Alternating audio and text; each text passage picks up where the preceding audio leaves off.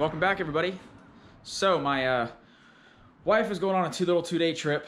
She leaves today. She'll be back sometime tomorrow evening.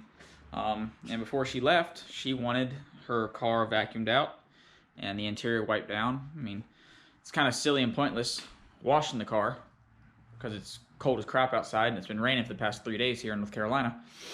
So, you know, happy wife, happy life. So got her car cleaned out, vacuumed, everything's good to go for that. So now that that's done, I can finally focus on my floor install for the trunk.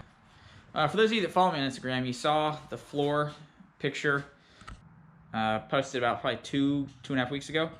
But this is the floor that I'm using. So it's a gray hardwood laminate. I'm going to take my trunk liner, lay it down on this, pattern it out to make up for where the box is sitting and for where I want the side piece over here on the right side to fold up so I can access my tools and jack and whatnot. And we're gonna get started. So first things first, we're gonna go ahead and get the box out of the trunk, get the carpet out so we can make the pattern on the wood and start cutting.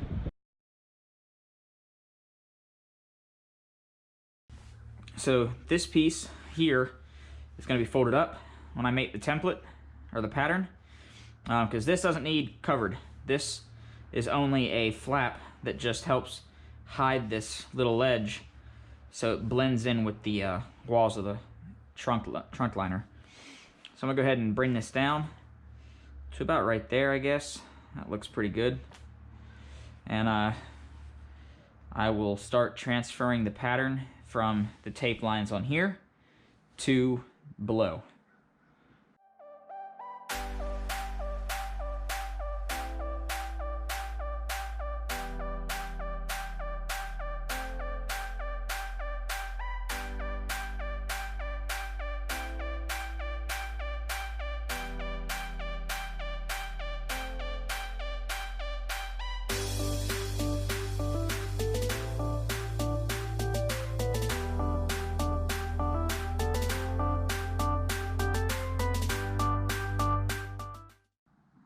There we have the pattern for the trunk.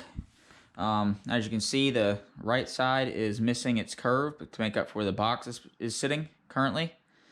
The left side is shaped out.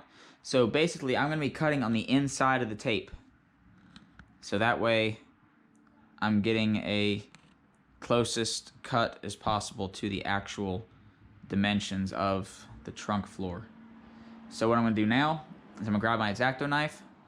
I'm going to run the blade in between the creases in the wood here to separate the tape at each joint. Disconnect all the pieces of wood. Number them on the back so I can keep them in order. And then cut each piece out individually. So, yep, I'm going to do that now.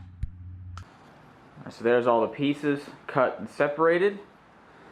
And as I said, I went ahead and flipped them over and labeled them all A through F. And you can see them right there, A, B, C, D, E, and F. So, with that done, I'll go ahead and bust out the jigsaw and start cutting these one by one.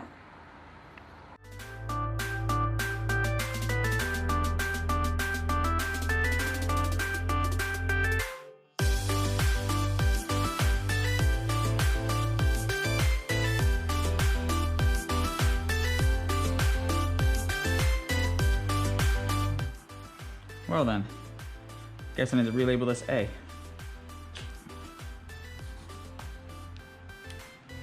Fantastic.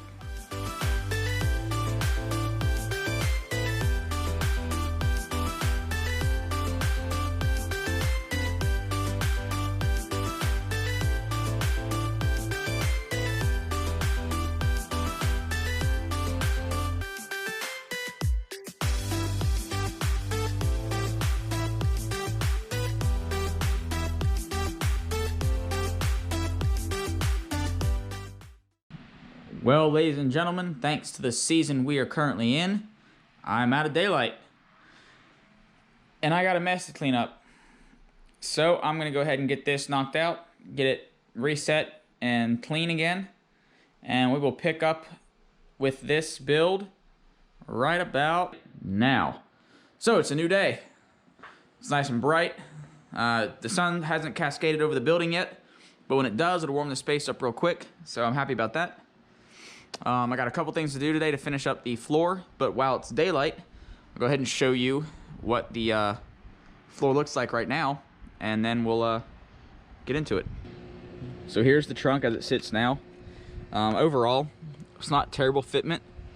I didn't take into consideration when I traced the trunk liner that it didn't run and flush all the way up against the sides of the panels here, so there are some areas where the gap's a little larger than I would like, but overall, for a novice doing this for the first time, I'm content with it.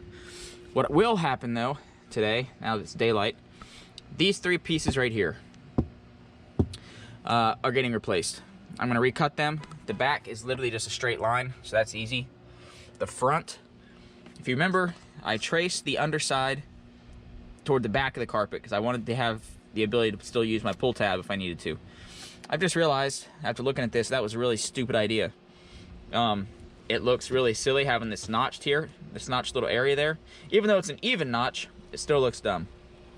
So I'm gonna take these three pieces back out, add that extra 1/4 inch of material back in on the new pieces that I have left over that are extra, and get these three pieces replaced.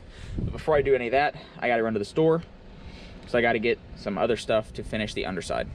So,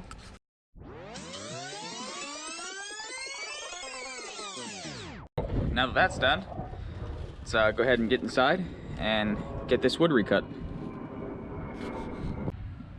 In order to ensure that I get a nice, smooth, even curve along this plastic panel here, what I ended up doing, I took small pieces of cardboard and I cut them down at angles until I was able to get them lined up in a smooth transition across.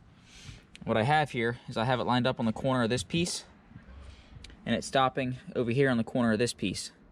So now what I can do is take these pieces out of the car, hook them to 3 new planks, and then align this cardboard slot across the corner to corner, and then retrace my new line. And then I should be good to cut and then fit these pieces in here. So I'm gonna go ahead and do that now. All right, so here's the 3 new planks. I got the template taped down. I'm gonna go ahead and run my pencil across the tape so I can get my new hard line for cutting, and then I'll separate these planks and get these planks cut again. So as it turns out, I completely overthought this process of doing this trunk floor. I was under the impression that I would need to glue the panels together, that I was gonna, put elastic in between the pieces so I could do a breakaway section so I could pull it out of the trunk easily, and all this stuff. It's an elaborate plan. And I went to the store, bought all the stuff to do it, only to realize that I didn't need any of that. It fits so tight in the trunk as is that it's not going anywhere. And the only reason I would open it and take it apart is if I got a flat tire, which is like, what, slim to none? I mean, I have AAA, so what the hell do I need my spare for? So, with that said, I'm going to show you the end result now. I made a little more alterations than the initial 3 pieces of wood that I initially explained I was going to cut. So I'm going to show you what I did, and we'll close this video out. It turned out really, really good. The fitment around the edge of this panel is right on par where I need it to be. The template worked out really well. In addition to cutting these 3 pieces again to fix this, I also came up and I replaced this piece of wood too. I recut it, added about a 1/2 inch of spacing around the top here where the curve is, so it was more flush and in line with the sidewall there. Overall, fits really good. It's nice and tight. It doesn't wobble or bow or flex because my spare tire is still under there to hold it all in place. Overall, cost me $36 and some change to buy the floor. I already had the jigsaw and the saw blades, So $36.